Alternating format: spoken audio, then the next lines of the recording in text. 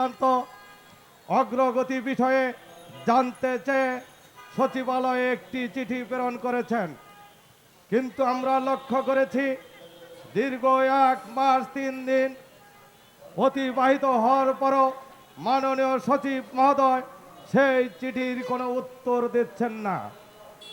আমরা বারবার তার সাথে সাক্ষাৎ করেছি, তাকে অনুরোধ করেছি দ্রুত চিঠির বাস্তবায়ন করুন।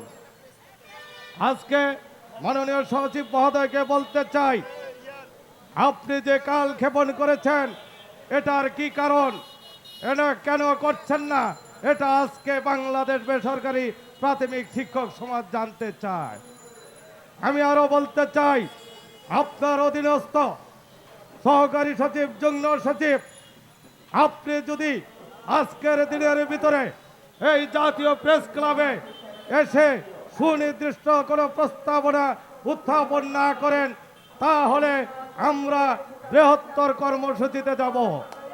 শুধু তাই নয়, আমি আরো বলতে চাই, গত জুলাই আগস্ট গণ অভ্যুত্থানের মাধ্যমে আপনি কিন্তু আপনার আসনে আসীন হয়েছেন।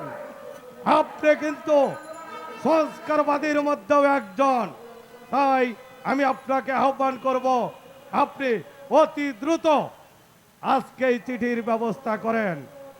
আজকে যেহেতু প্রশাসনের মাধ্যমে অদ্যবেলা 2 ঘটিকায় মাননীয় উপদেষ্টা মহোদয়ের সাথে আমাদের সৌজন্য সাক্ষাৎ হবে, আনুষ্ঠানিক বৈঠক হবে। আশা করি মাননীয় উপদেষ্টা মহোদয় আমাদেরকে সুনির্দিষ্ট দিনক্ষণ তারিখ উল্লেখ করে আমাদেরকে বিদায় করবেন।